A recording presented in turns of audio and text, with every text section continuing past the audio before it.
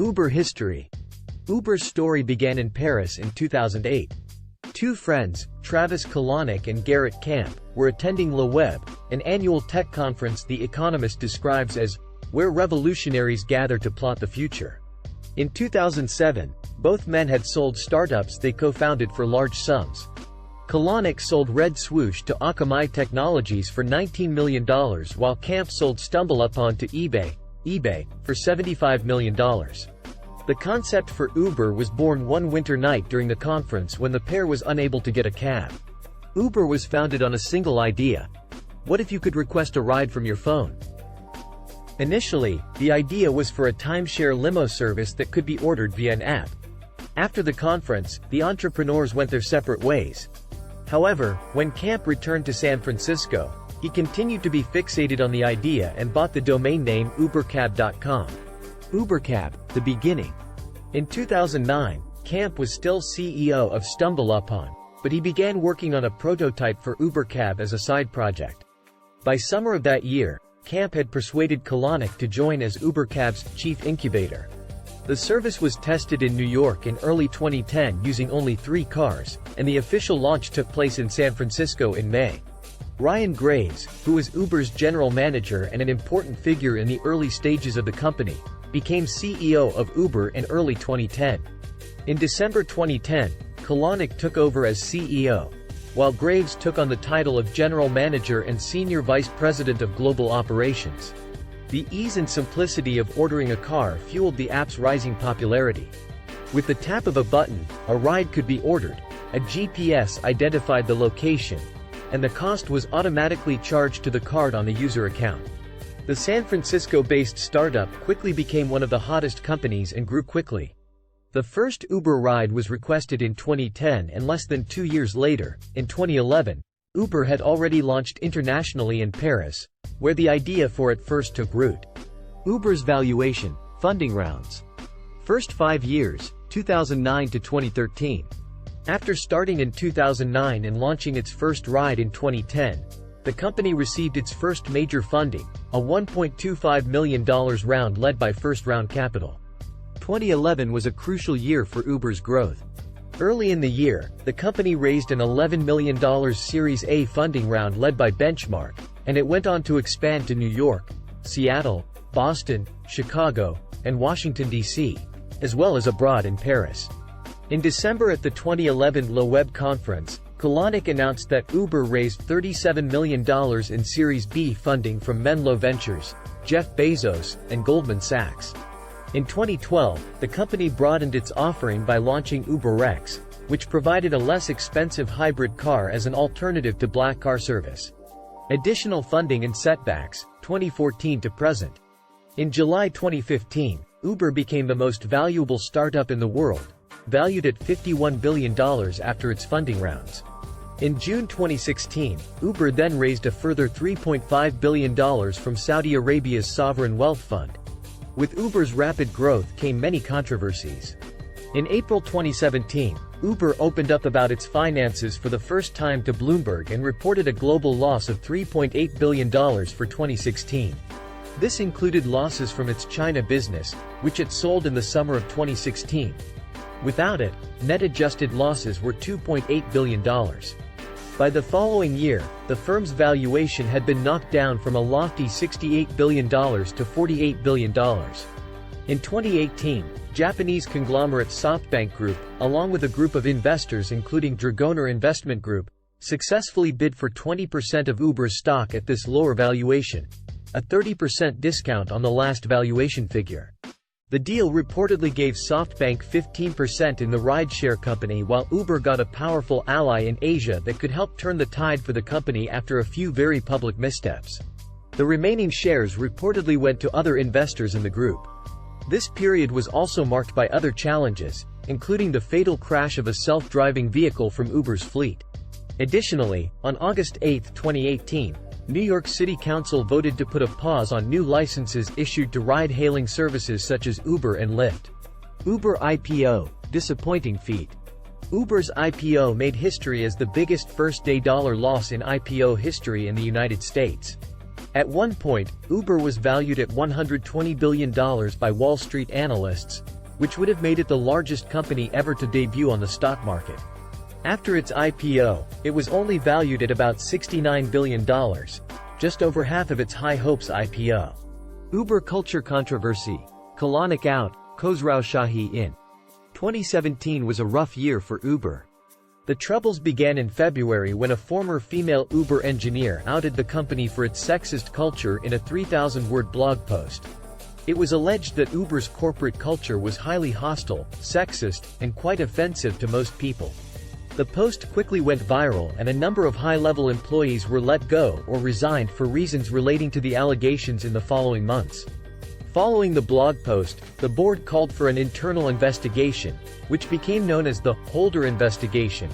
It was led by former Attorney General Eric Holder. The investigation resulted in 47 recommendations intended to improve the culture and work environment, and according to Uber, the firing of more than 20 staff members. In the following months, scandals seemed to haunt both the company and its CEO. Letters were released to the press which confirmed that sexist attitudes came from the top down, including from Kalanick himself. Kalanick was also caught on video arguing with an Uber driver about lowering fares, which did not strengthen his image in the public eye. On June 21, 2017, Kalanick resigned after a shareholder revolt. After a little more than 2 months, it was announced that Dara Khosrow Shahi, then CEO of Expedia, EXPE, would take over. Khosrow Shahi came to New York in 1978 with his parents to escape the Iranian Revolution. He started his career in finance at an investment bank and eventually became the CFO of IAC, Interactive Corp., IAC, a position he held for 7 years before becoming the CEO of Expedia. As of September 3, 2021, Dara Khosrow Shahi remains the CEO of Uber. Uber's history of legal and policy challenges. During its expansion, Uber has met fierce resistance from the taxi industry and government regulators. As part of its strategy to mitigate the opposition, the company hired David Plouffe, a high-profile political and corporate strategist who worked on Obama's 2008 presidential campaign. Here, we chronicle some high-profile moments of Uber's challenges. Surge pricing backlash. Uber uses an automated algorithm to increase prices based on supply and demand in the market. On New Year's Eve 2011, prices soared to as much as 7 times standard rates, fueling negative feedback from users. Surge pricing triggered outrage again during a snowstorm in New York in December 2013. More recently, Uber committed to capping surge pricing during several blizzards in New York City. In 2014, taxi drivers in London, Berlin, Paris, and Madrid staged a large-scale protest against Uber. Taxi companies have claimed that because Uber avoids their expensive license fees and bypasses local laws, it creates unfair competition. The case was heard by Europe's top court in November 2016. Uber lost its license to operate in London, where the company had 40,000 registered drivers in September 2017. On June 26, 2018, a London judge overturned the ban, effectively allowing Uber to operate under a 15-month license along with conditions. In September 2020, Uber was granted a new license to operate in London. The current license lasts for 18 months and is conditional on Uber providing periodic safety reports. Fair pay and driver benefits. In New York, it became known that Uber had mistakenly charged drivers commission based on pre-tax earnings as opposed to after-tax earnings, at a cost of tens of millions of dollars to New York drivers. The company said it was an accounting error, and that it was committed to paying its drivers back in full as quickly as possible. The issue does raise questions about the fairness of who ends up paying the taxes. Driver advocacy groups have argued for some time that Uber is avoiding a tax at the expense of its drivers, something the New York Times found evidence to support. The paper estimated it could have cost drivers hundreds of millions of dollars. On June 13, 2017, a New York judge ruled that Uber drivers should be considered employees as opposed to independent contractors, at least in certain cases. This decision opens up for drivers to receive employee benefits, which would likely have a significant impact on the bottom line. Later, restrictions on licenses by the New York City Council were introduced, which represented a blow for Uber and meant a pause on any new licenses for the ride-sharing service in the city for a 12-month period.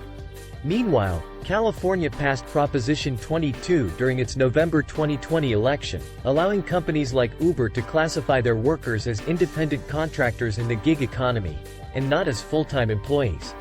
The Uber-backed ballot measure is now the costliest in California history, with over $200 million spent in campaigning for it.